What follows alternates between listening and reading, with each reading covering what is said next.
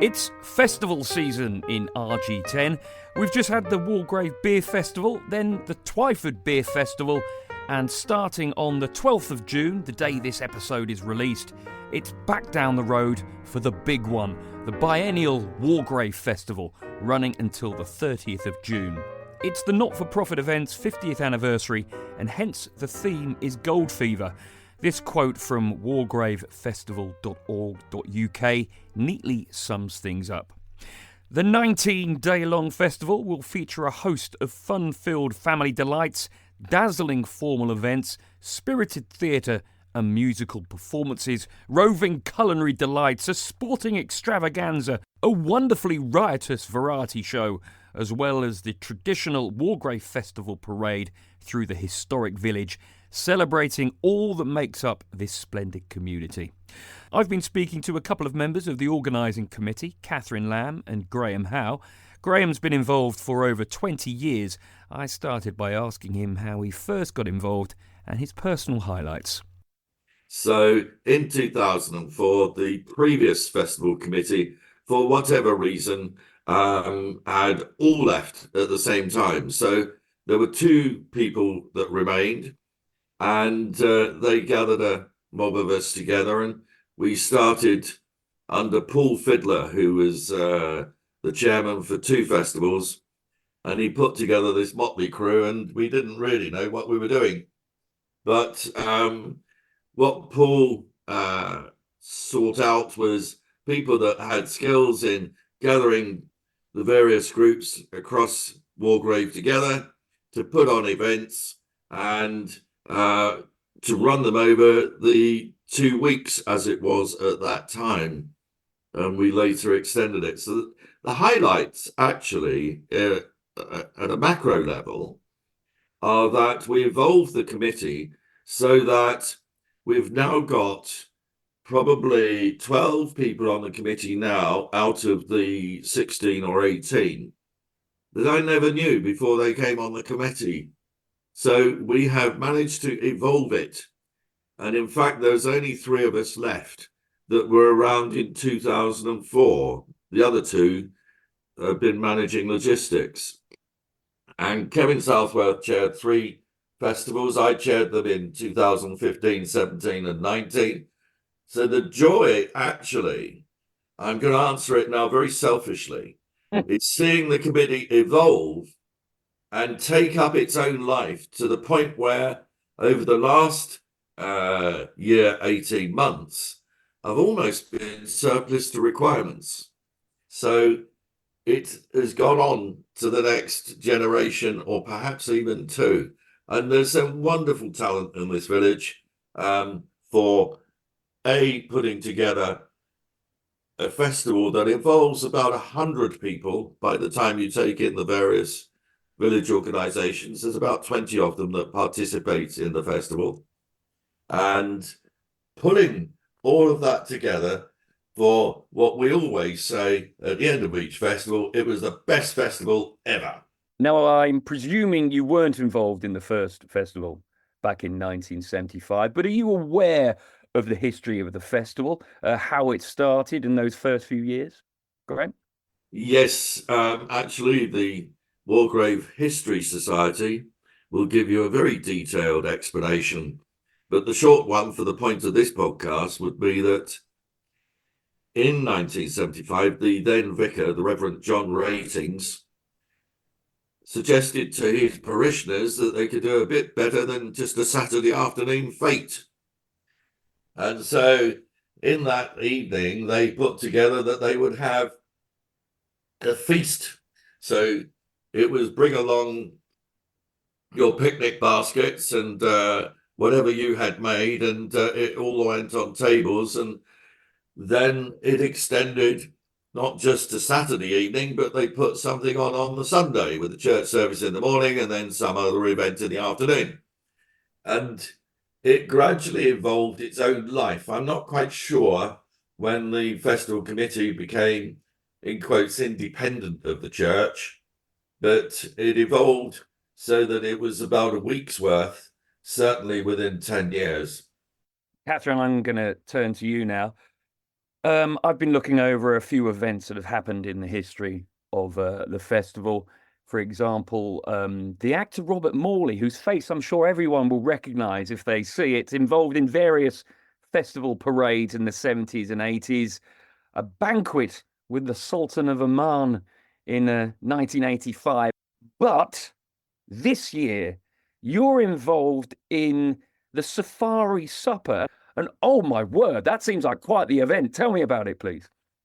So the Safari Supper is, I've been doing it. This is the third festival I'll be doing it now.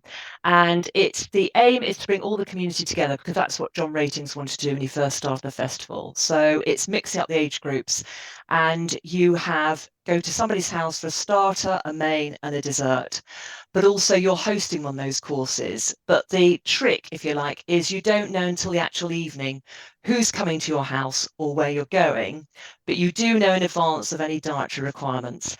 I've got 39 houses taking part this time, so that's 78 people, but you only ever have 6 people round the dinner table each time, and you change with each course. So it's always a different group of people you meet at each course that you go to. So it's like a rolling event. So it's really, really good fun, actually.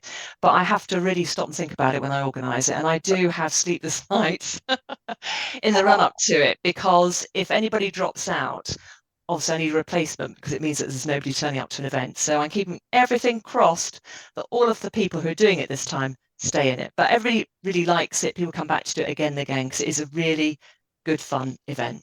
There are so many things going on there, so many moving parts. Because it could be wonderful to meet wonderful new people.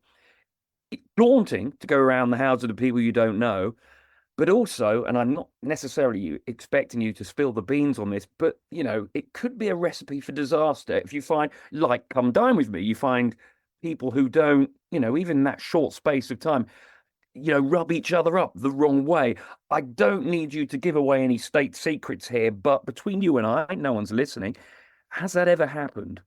No, it hasn't Come happened, but on, get I'm out of really, here. really careful because on the whole, I know where there might be a few clashes. But what I would say is that everybody taking part really wants to have a good time, and you're only meeting up for 45 minutes. And that 45 minutes, the conversation is, have you been in the village long? What kind of food do you like? It's a very light conversation. At the end of 45 minutes, you move on. And in fact, the feedback I get is everybody says, oh, it was a shame that our course came to an end. We had to move on. So it keeps it as a very light, easy conversation. So I have introverts taking part, extroverts taking part, and even slightly tricky people manage to be very pleasant for 45 minutes to an hour. So it's fine. And because it's a constant change of people, you're not stuck with somebody all night. So even if you do meet the village bore, and in fact, it could be you.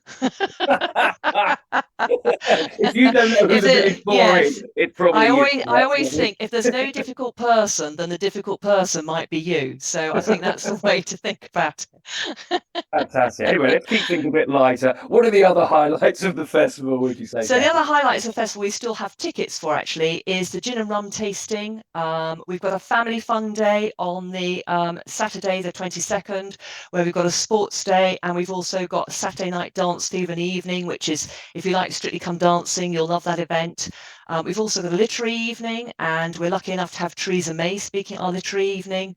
So there are quite a few other events going on. And then we've got Fate Day at the end, which is fantastic. And we've got bookstores there, cake bake, board games, a whole mixture of activities going on there and so on. So there's a lot of variety at the festival. So something for everybody. And then we've got the bingo night as well, which is another big family event. Yeah, there is so much going on. It's nuts, really. It's absolutely ridiculous. Yes, we have 37 events going on over 2.5 weeks. I think the big event when it kicks off on the Wednesdays, mainly because of the cast, is the Shakespeare on the Green, and I've heard you've got some real talent as part of the cast this year. Graham, I don't mean to embarrass you, but as far as everyone in the village is concerned, I think you'll find you are the reason that people are turning up to Midsummer Night Dream this year. Would you say?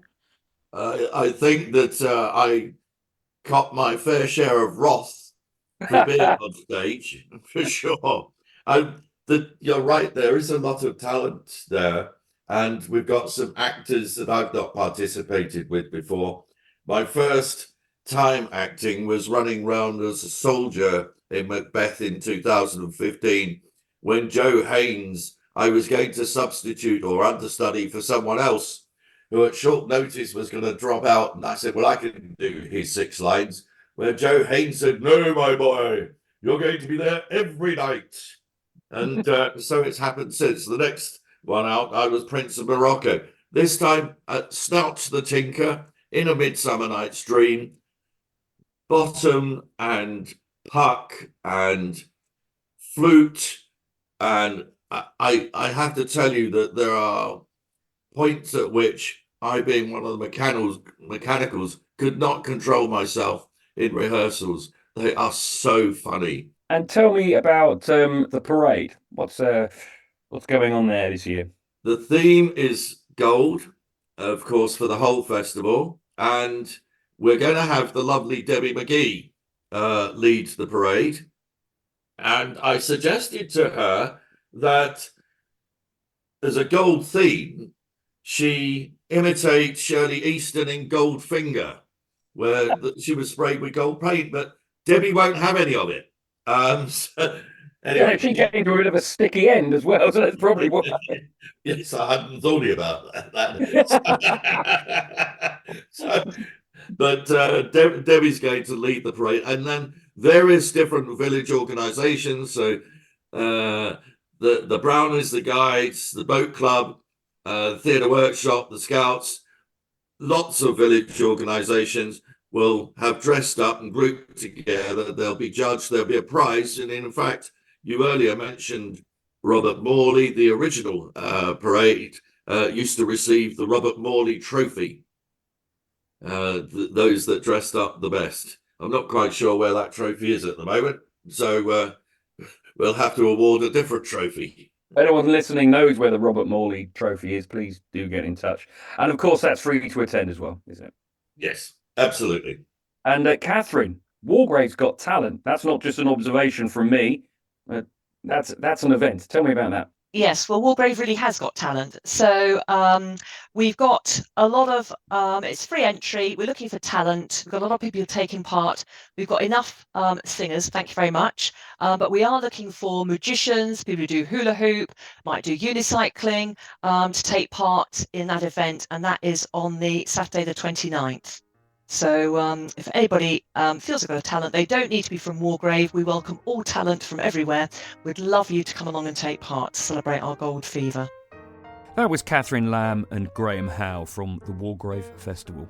There are still tickets available for a lot of the events, so go to wargravefestival.org.uk to find out more. You can find relevant links in this episode's show notes. Thanks for listening to the RG10 Podcast. Please do let us know if you've got a good idea for any future episodes. And again, check out the show notes to see the various ways to get in touch. Goodbye.